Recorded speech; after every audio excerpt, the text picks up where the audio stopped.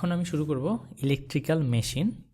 তো ইলেকট্রিক্যাল মেশিনে মেনলি তিনটা টপিক দেখব। তো প্রথমেই দেখব হলো ট্রান্সফরমার,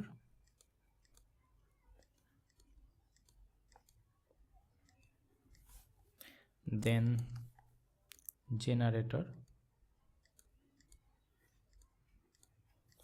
এবং মোটর। এই দুটো হলো মেশিন বা ইলেকট্রিক্যাল মেশিন। জেনারেটর কি করে? ইলেকট্রিক্যাল এনার্জি জেনারেটর হলো মেকানিক্যাল এনার্জিকে ইলেকট্রিক্যাল এনার্জিতে কনভার্ট করে, আর মোটর হলো ইলেকট্রিক্যাল এনার্জি থেকে মেকানিক্যাল এনার্জিতে কনভার্ট করে। এই জন্যে এই দুটো হলো মেশিন। আরেকটা জিনিস আছে হলো ট্রান্সফরমার। এটা কোনো এনার্জির একটা থেকে আরেকটাতে কনভার্সন করে না। এটা এখানে ট্রান্সফরমার ইলেকট্রিক্যাল এনার্জিকে এক সার্কিট থেকে আরেক সার্কিটে ট্রান্সফার করে, এখানে কোনো কনভার্সন হয় না, তাই এটা মেশিন না, বাট এটা হলো এটাকে ডিভাইস বলা হয়। তো এটা কেন আমি এখানে পড়তেছি, এর কারণ হলো এই তিনটাই সেম ইলেকট্রোম্যাগনেটিক ইন্ডাকশনের মাধ্যমে সেম প্রিন্সিপালের উপর কাজ করে। এই জেনারেটর মোটরের মতো ট্রান্সফরমারটাও সেম প্রিন্সিপালে কাজ করে, তাই এখানে পড়া হবে ইলেকট্রিক্যাল মেশিনের মধ্যেই। তো প্রথমে আমি ট্রান্সফরমার শুরু করি। তো ট্রান্সফরমারের সংজ্ঞা যদি বলি, তাহলে আগেই বললাম এটা একটা electrical device that transfer electrical energy between two or more circuit, দুইটা সার্কিটের মধ্যে ইলেকট্রিক্যাল এনার্জি ট্রান্সফার করে। কিভাবে? থ্রু ইলেকট্রোম্যাগনেটিক ইন্ডাকশনের মাধ্যমে। তো এটা এখন আরেকটা জিনিস, এইটা হলো অনলি এসি সার্কিটেই কাজ করে, এসি সার্কিটের ক্ষেত্রে এটা কাজ করবে। আরেকটা, এখানে যে যেই ফ্রিকোয়েন্সি দেওয়া হবে, আমি আউটপুটেও সেম ফ্রিকোয়েন্সি পাবো। সো আনচেঞ্জড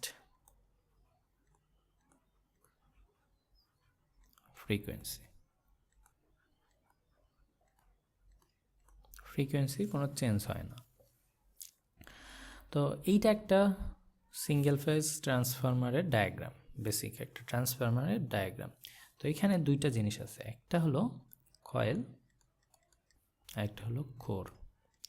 তো ট্রান্সফরমার মেইনলি এই দুইটা জিনিস নিয়ে গঠিত, মেইন কম্পোনেন্ট বলা যায়। একটা হলো কয়েল, এই যে এখানে যে ওয়্যারটাকে এইভাবে র্যাপ করা হয়েছে বা পেঁচানো হয়েছে, এইটাই হলো কয়েল। এখানে দুইটা কয়েল আছে, এটার নাম দিছি আমি প্রাইমারি কয়েল, এটার নাম দিছি সেকেন্ডারি কয়েল। এটার কোনো নেই, এটাকেও আমি প্রাইমারি ধরতে পারতাম, এটাকে সেকেন্ডারি ধরতে পারতাম। আর এখানে এই যে চারকোনা বক্সের মতো যেটা, এটা হলো এক iron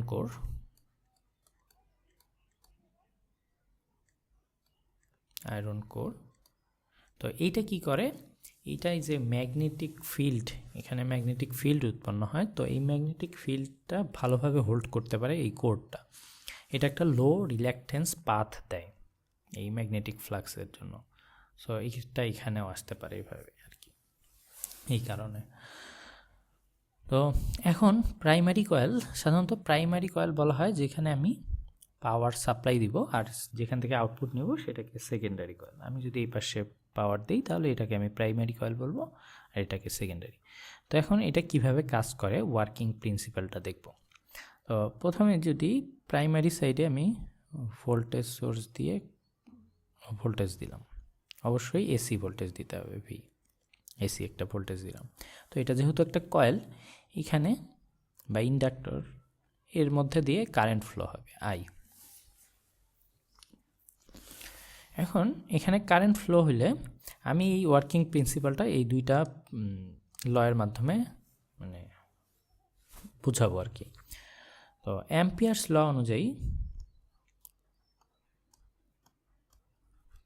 current create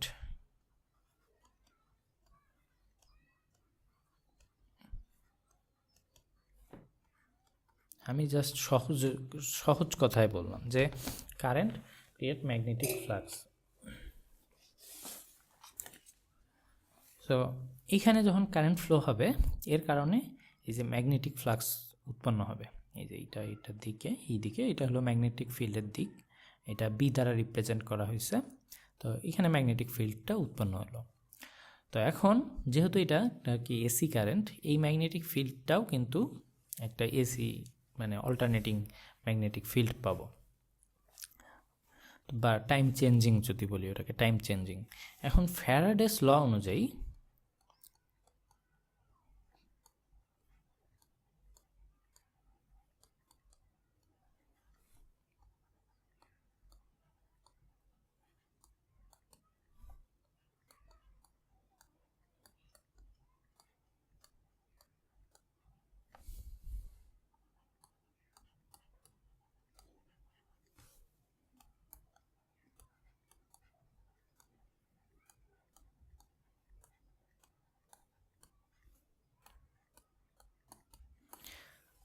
Faraday's law অনুযায়ী সেকেন্ডারি কয়েলে একটা ভোল্টেজ ইনডিউস হবে।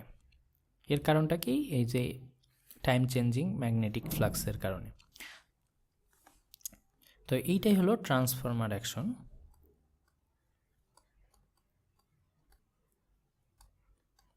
বলে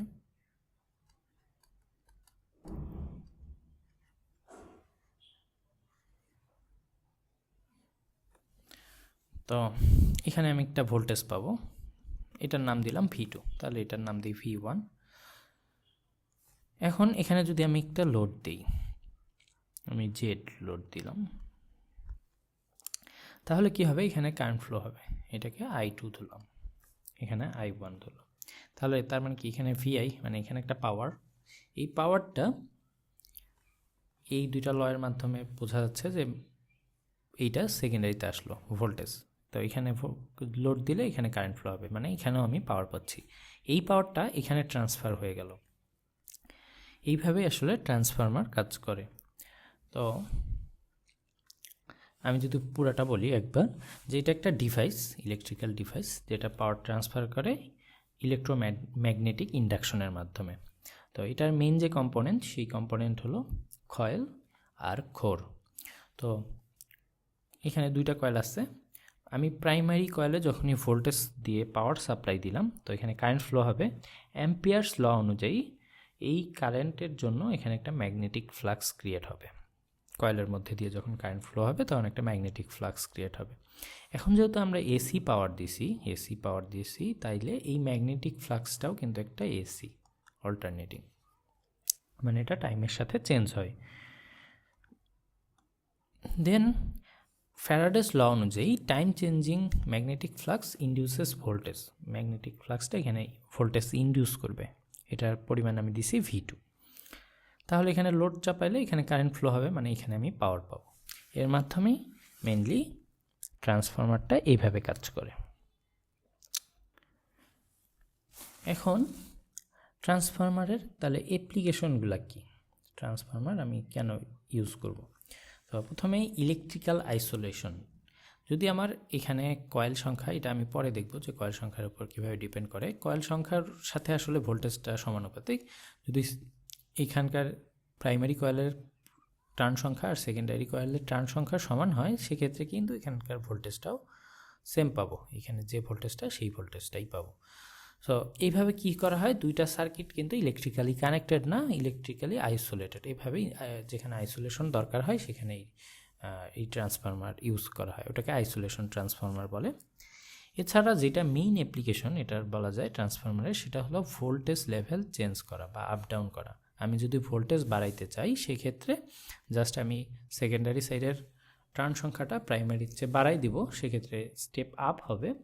এবং সেকেন্ডারির চেয়ে আমি যদি প্রাইমারির চেয়ে যদি সেকেন্ডারি এর টার্ন সংখ্যাটা কমাই দিই, সেক্ষেত্রে আমি স্টেপ ডাউন করতে পারবো ভোল্টেজটা। আরেকটা অ্যাপ্লিকেশন আছে, সেটা হলো ইম্পিডেন্স ম্যাচিং, সেটা হলো রেডিও কমিউনিকেশন সার্কিটে যখন দরকার হয়, সেক্ষেত্রে আমি ইম্পিডেন্স ম্যাচ করার জন্য এটাই ট্রান্সফরমার ইউজ হয়। এখন ট্রান্সফরমার যে অ্যানালাইসিস, এটা কীভাবে কাজ করে, সেটা অ্যানালাইসিস দুইভাবে করা যায়।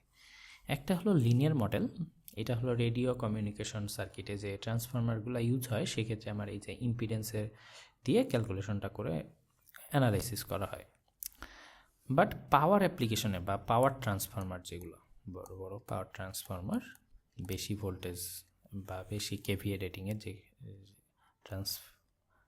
পাওয়ার ট্রান্সফরমার, এই ক্ষেত্রে আইডিয়াল মডেল ধরে অ্যানালিসিসটা করা হয়। তো আমাদের এখানে ইলেকট্রিক্যাল মেশিনে এই মডেলটাই অ্যাকচুয়ালি পড়ানো হবে। তো এরপরে আমি আইডিয়াল মডেল সম্পর্কে একদম বিস্তারিত দেখব।